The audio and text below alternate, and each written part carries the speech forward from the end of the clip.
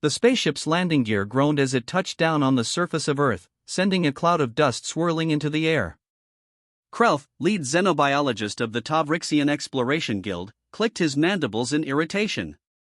Earth's infamous reputation as a death world had piqued the interest of the scientific community, and as much as Krelf disliked the idea of studying primitive planets, the funding for this mission was simply too lucrative to ignore.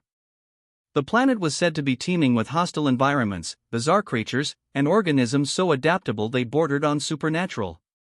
Beside him, Rillick, his excitable assistant, tapped at the holopad in his claws, his compound eyes flickering with unrestrained curiosity. "Did you see the reports, Krelf? This planet has over 8.7 million species catalogued. And that's just the known ones. Can you imagine the ecological data we're going to gather?" Krelf rolled his eyes. "Yes, Rillick, it's fascinating.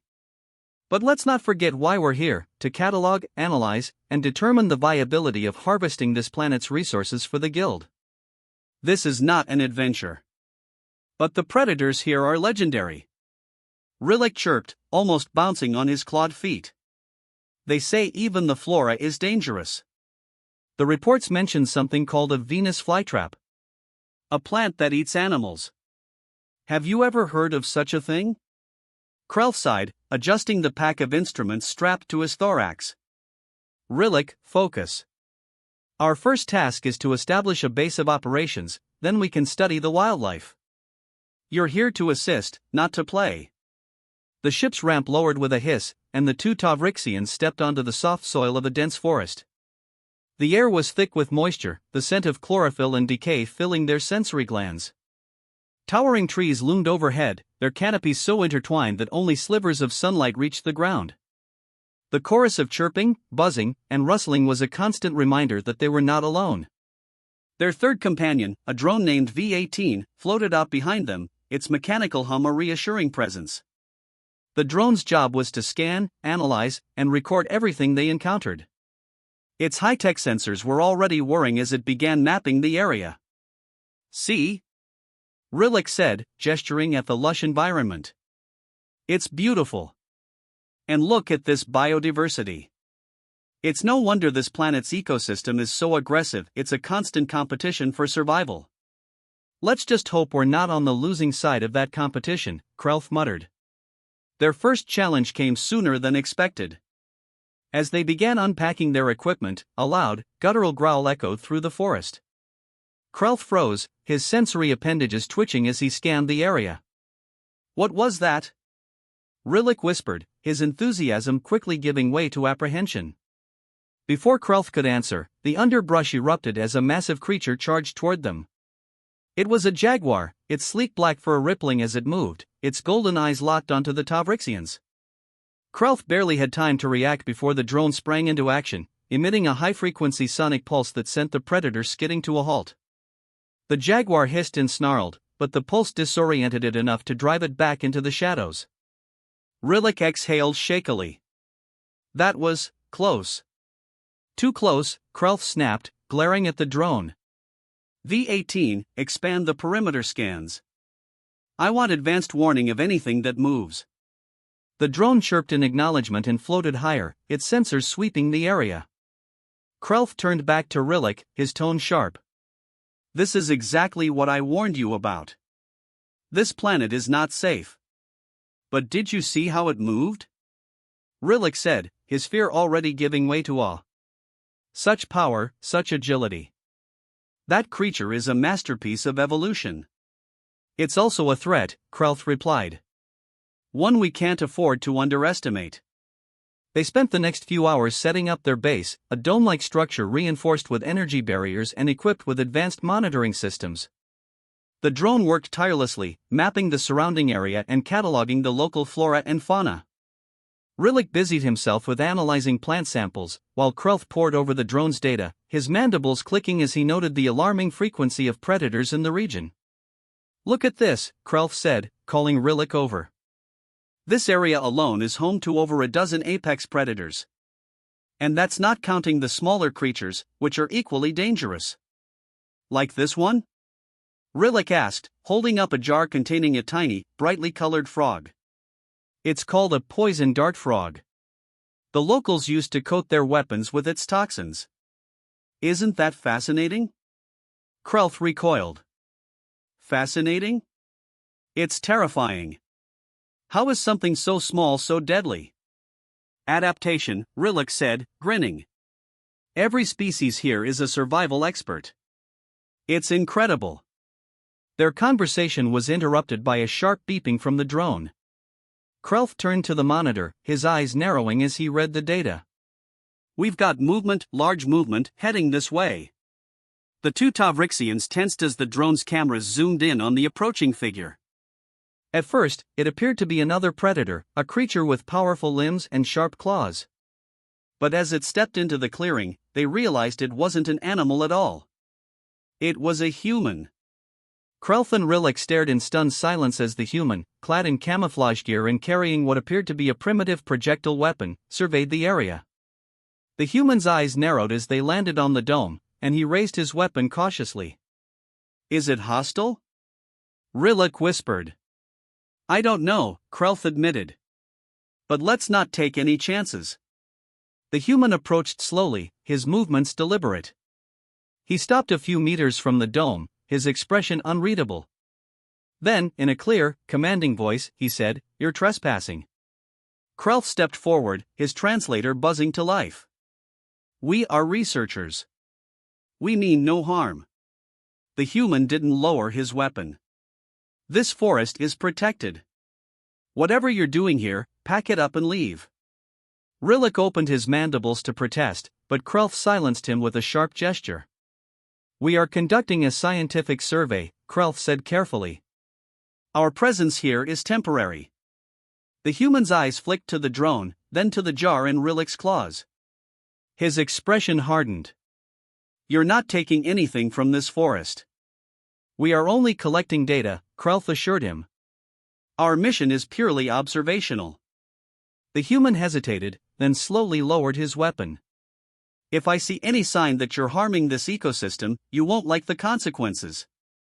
Before Krelf could respond, the human turned and disappeared into the trees, his footsteps eerily silent. Rillick let out a shaky laugh. Well, that was intense. Do you think he was serious? Krelf didn't answer. His mandibles clicked thoughtfully as he stared after the human. This planet is full of surprises, he said finally. And I have a feeling we've only scratched the surface.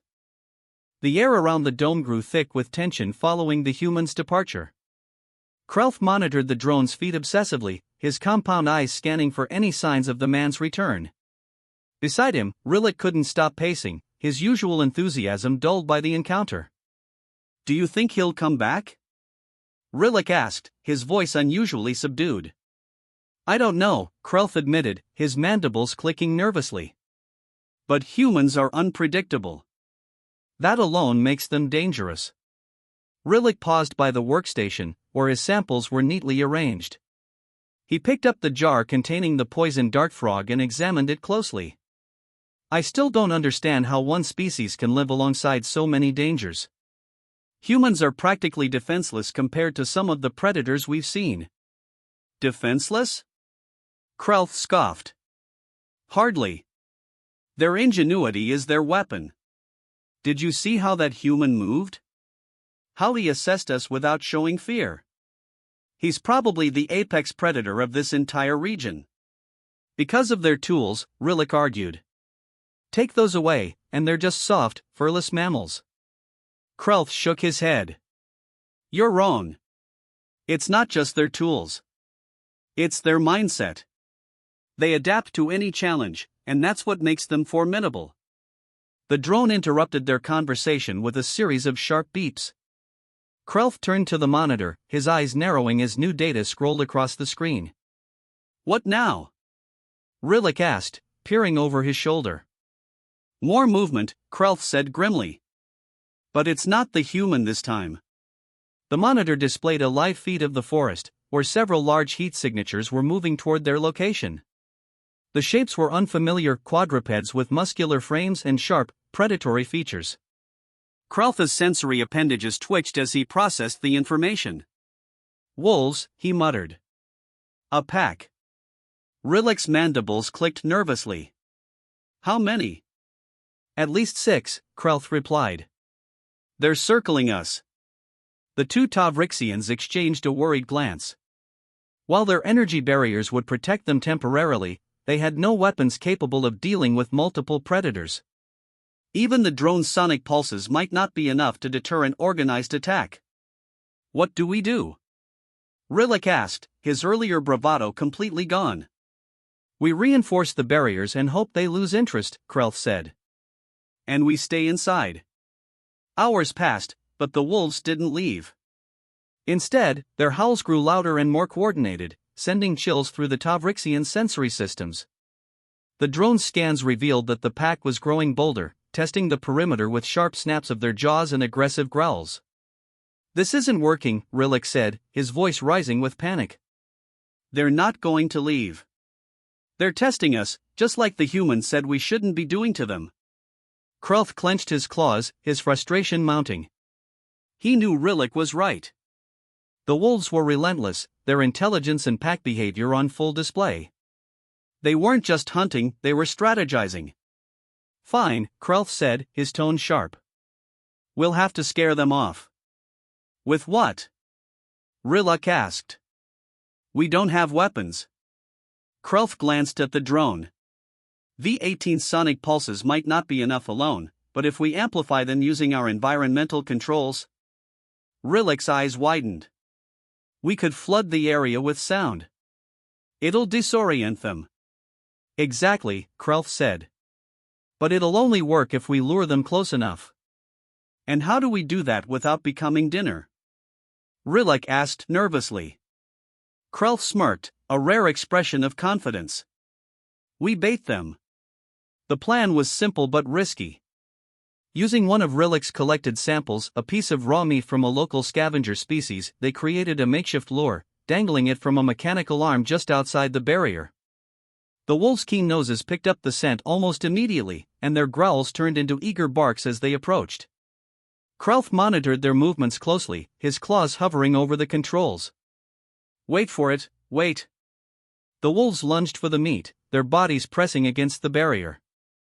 In that instant, Krelth activated the sonic pulse. The drone emitted a piercing, high-frequency sound, amplified by the dome's external speakers. The wolves yelped in pain, stumbling back as the sound disoriented them. It's working! Rilik exclaimed, his mandibles clicking with relief. But the victory was short-lived. One of the wolves, larger and more aggressive than the rest, shook off the effects and charged at the barrier again. Its claws scraped against the energy field, sending sparks flying. The others, emboldened by their leader, followed suit. They're adapting. Rilik shouted. What now? Krelth gritted his mandibles. We increase the pulse. Push it to maximum. That could fry the speakers, Rilik warned. Better them than us, Krelth snapped. He adjusted the controls, and the sound intensified. This time, the wolves retreated fully, their howls fading as they disappeared into the forest. The Tavrixians sagged with relief, but their celebration was cut short by a familiar voice. Not bad for a couple of scientists. Krelth and Rilik whirled around to see the human standing just outside the dome, his weapon slung over his shoulder. He was grinning, his expression equal parts amused and impressed. What are you doing here? Krelth demanded, his mandibles clicking in irritation. Keeping an eye on you, the human replied. Looks like you handled yourselves better than I expected. Why didn't you help us? Rilik asked, his tone accusatory. The human shrugged. You didn't need it. Besides, it's good to see what you're capable of. You're not the only one studying. Krelth narrowed his eyes. What do you mean? I mean, the human said, stepping closer, that Earth isn't just a place you can observe from a safe distance. You want to learn about us? Fine. But you're going to do it on our terms. Before Krelth could respond, the drone beeped again, signaling another alert. The human's grin faded as he glanced at the monitor. Looks like you've got bigger problems, he said.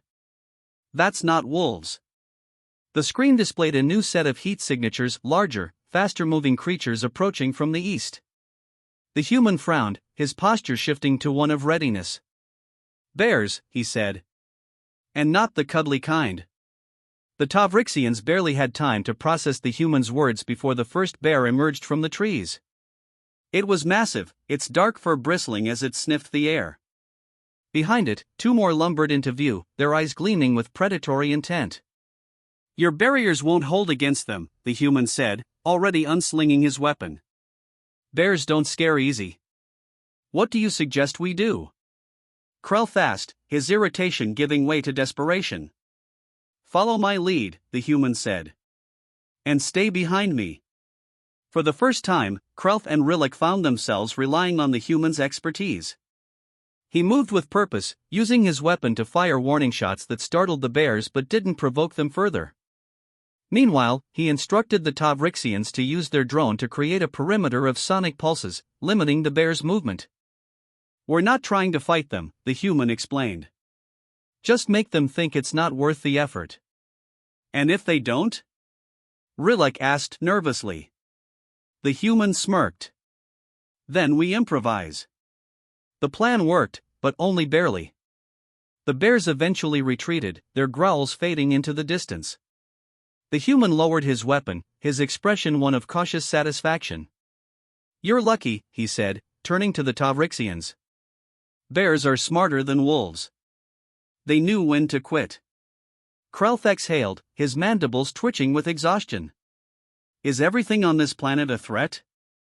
The human grinned. "Pretty much. Welcome to Earth."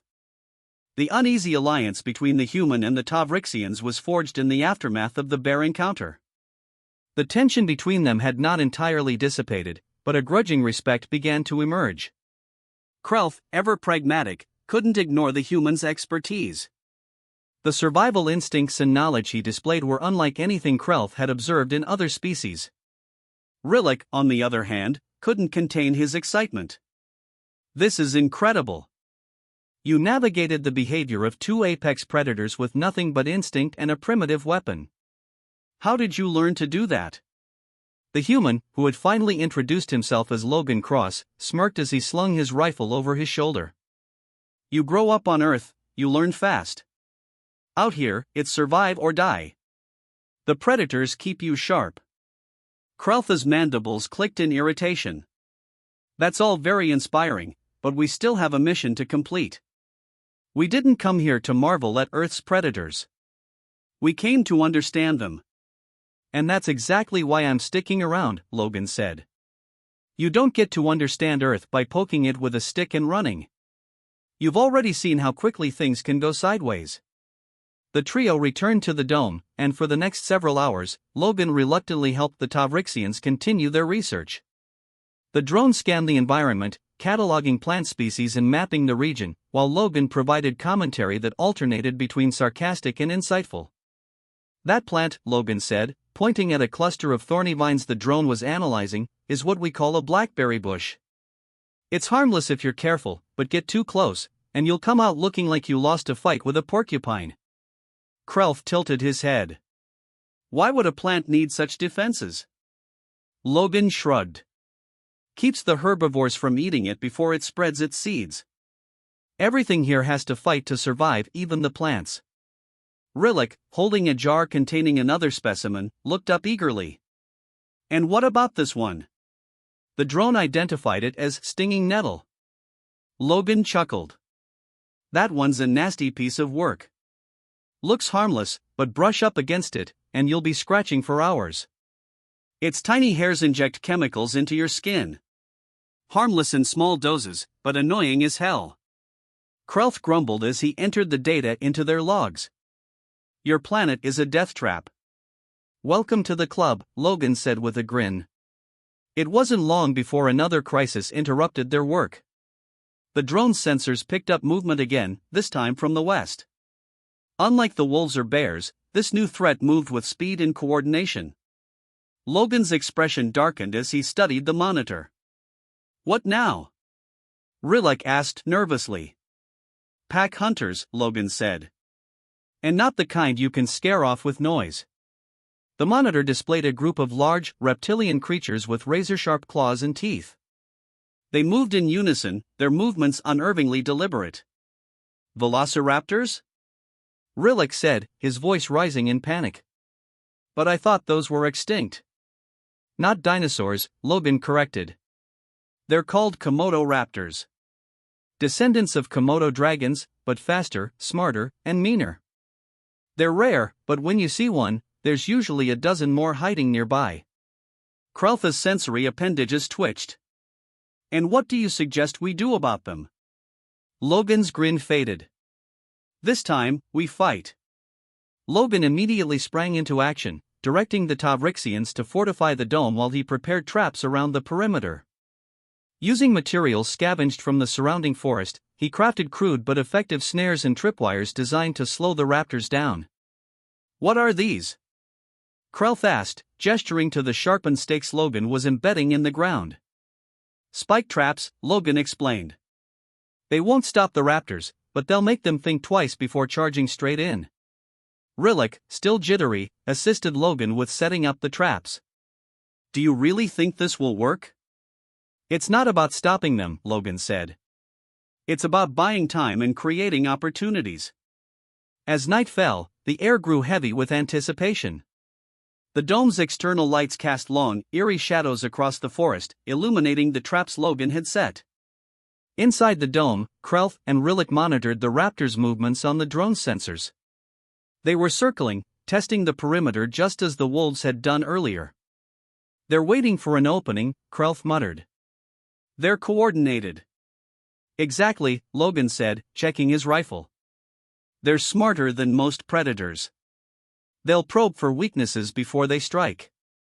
And if they find one? Rillick asked. They won't, Logan said firmly. The first attack came just before midnight. One of the raptors darted toward the dome, its sleek body low to the ground as it approached. It triggered a tripwire, releasing a snare that tightened around its leg and brought it crashing to the ground. The creature screeched in fury, its cries echoing through the forest. The rest of the pack answered with growls and shrieks, their glowing eyes visible in the darkness. They're testing us, Logan said, aiming his rifle at the trapped raptor. He fired a single shot, and the creature fell silent. The pack hesitated, their movements cautious as they reassessed the situation. But it wasn't long before another raptor tried its luck, this time avoiding the tripwires and lunging for the dome. V-18, pulse. Krelf ordered. The drone emitted a powerful sonic pulse, and the raptor staggered, disoriented. Logan took the opportunity to fire another shot, taking it down. 2 down, Logan said, reloading. 10 to go. The battle continued into the early hours of the morning. The raptors' relentless attacks pushed the defenders to their limits. Logan's trap slowed them, but the pack's intelligence and persistence made it clear that they wouldn't stop until they breached the dome. Inside, Krelf and Rillick worked frantically to keep the drone operational. The sonic pulses were effective but drained the drone's power quickly. Rillick's hands trembled as he adjusted the energy levels. We can't keep this up, he said. The drone's power core is nearly depleted. We don't have a choice, Krelf replied. If the barriers fail, we're finished. Logan, standing at the entrance with his rifle, overheard their conversation. There's one other option, he said. What's that? Krelf asked. We take the fight to them. Krelf stared at Logan in disbelief. You're suggesting we leave the safety of the dome? Safety's an illusion, Logan said. If we wait for them to break through, we'll be trapped. Out there, we can control the fight. Rillick looked horrified. That's suicide. It's survival, Logan said. And if you want to live, you'll trust me. Krelf hesitated, weighing the risks. Finally, he nodded. What do you need? Logan grinned. Just follow my lead. The plan was daring and borderline insane. Using the remaining traps as a distraction, Logan lured the raptors into a narrow ravine near the dome. The Tavrixians, armed with modified sonic emitters and the drone, provided cover from above. The raptors fell into the trap one by one, their coordination disrupted by the tight space and the constant sonic pulses. Logan moved with precision, picking off the creatures with his rifle while dodging their deadly claws. Krelf and Rillik, despite their fear, managed to hold their ground, using the drone's last reserves of power to deliver a final pulse that disoriented the remaining raptors. By the time the last rays of sunlight illuminated the ravine, the scene was both a triumph and a stark reminder of the relentless brutality of Earth's ecosystem. The defeated Komodo raptors lay scattered around the ravine, their scaled bodies eerily still against the forest floor. Logan Cross, rifle slung over his shoulder, scanned the aftermath with a mix of satisfaction and fatigue. The Tavrixians emerged cautiously from their vantage point above the ravine. Krelf, still clutching the now depleted drone, surveyed the scene with a mixture of awe and disbelief. Rillik stumbled forward, his claws trembling as he approached Logan. "You did it," Rillik said, his voice a whisper. "You actually stopped them." Logan chuckled dryly. "We did it, Bug Boy. You and your drone held the line. I just did my part." Krelf's mandibles clicked in frustration as he descended the slope. "Your part nearly got us killed. This planet is madness incarnate, and you're just comfortable in it." "That's the difference between surviving and thriving," Logan replied, crouching to inspect one of the raptors. "You wanted to study Earth, right? Well, you've just had a front row seat to its greatest lesson."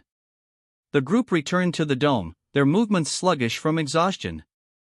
The once pristine research station bore the scars of the night's battle. Scorch marks marred the exterior, and several of Logan's traps were now little more than smoldering debris. Inside, the atmosphere was heavy with unspoken tension. Krelf collapsed into a chair, his sensory appendages drooping as he stared at the readings on the monitors. Rillik busied himself cataloging the remaining samples, though his usual enthusiasm was noticeably subdued. Logan leaned against the doorway, arms crossed. "So, what's the verdict, Doc? Still think Earth is worth your research?" Krelf didn't look up. "I came here to understand this planet's ecosystem. What I've learned is that it's a constant war zone." Logan nodded. And, Krelf continued, his tone sharp, "I underestimated it. We all did. This planet isn't just dangerous, it's a masterclass in survival. Every creature here has evolved to outwit, outlast, or outright eliminate anything that threatens it. Even the humans." Logan's smirk returned. "Flattered." As the group settled into an uneasy silence, the drone emitted a faint beep. Krelf's eyes snapped to the monitor, where a new set of heat signatures appeared. Smaller than the raptors, but moving just as quickly. "Now what?" Rillik groaned, his mandibles twitching in frustration. Logan straightened, his hand instinctively reaching for his rifle. "Looks like scavengers. Probably drawn by the raptors' bodies." Krelf's mandibles clicked in irritation. "This cycle of predation never ends, does it?" "Not here," Logan replied. "This planet doesn't give anyone a break. You either adapt or die." Rillik hesitated, then asked, "How do you do it? Live like this, day after day?" Logan's expression softened, his usual smirk replaced with something closer to understanding. "You stop fighting it. You stop wishing for something easier. Earth teaches you to work with what you've got. And when you do, you get stronger." The scavengers arrived at the ravine, their sleek forms darting through the trees. Logan gestured for the Tavrixians to stay back as he observed the creatures. They were smaller predators, canine-like but with elongated claws and sharp, reflective eyes that glinted in the dim light. "They'll clean up the raptors," Logan explained quietly. "Nature's way of resetting the board." Krelf watched, fascinated despite himself. "Every predator here has a role, a place in the hierarchy." "Exactly," Logan said. "It's brutal, but it works. Everything here has earned its place, one way or another." As the scavengers finished their grim task and retreated into the shadows, the Tavrixians returned to their dome. The human followed, his presence now less an intrusion and more a vital part of their team. Inside, Rillik approached Logan with a tentative question. "Do you think Do you think Earth is the most dangerous planet in the galaxy? Logan tilted his head, considering. Dangerous? Yeah, probably. But it's also the most balanced. Every threat has a counter, every predator has its weakness. It's why humans learn to adapt, to play the game better than anyone else. Krelf, still typing away at his logs, muttered, "You mean humans became the apex predators?" "Not just predators," Logan said, his voice serious. "We became the problem solvers. The survivors. And that's why this planet doesn't break us, it makes us." The sun rose higher, bathing the forest in golden light. The battle was over, but the lessons of the night lingered heavily on the Tavrixians. Krelf finished compiling his report, his mandibles clicking thoughtfully as he reviewed the data. "What will you do with this information?" Logan asked, watching him from across the room. Krelf hesitated. "I'll submit it to the guild, of course. They'll want to know everything we've learned." "And then what?" Logan pressed.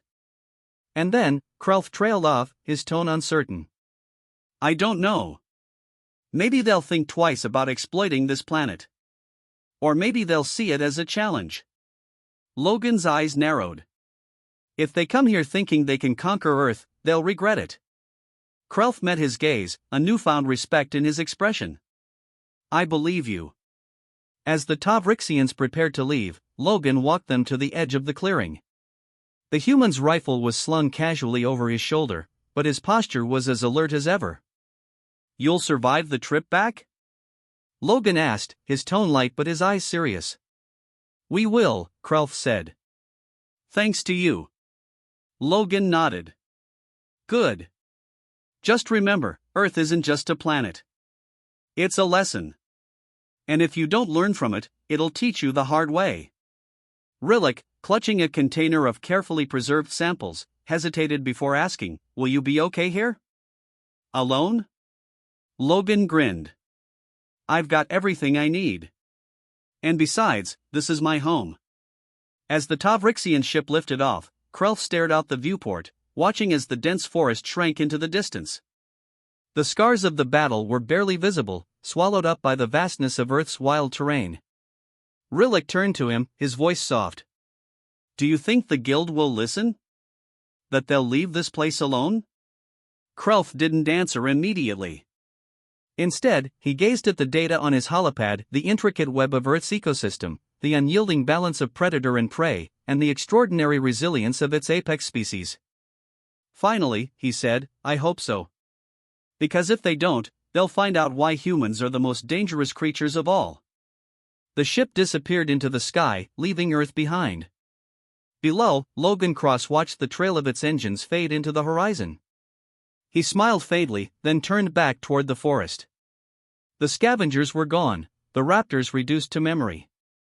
The forest was quiet again, save for the rustling of leaves and the distant calls of birds. Logan slung his rifle over his shoulder and headed back toward his camp. After all, this was just another day on Earth. By the time the sun rose, the pack was defeated. Logan, covered in dirt and sweat, leaned against a tree, his rifle resting at his side. "Well," he said, grinning despite his exhaustion. "That wasn't so bad." Krelf stared at the carnage, his mandibles twitching. "You call this not so bad?" "Welcome to Earth," Logan said, his grin widening. "Still think we're defenseless?"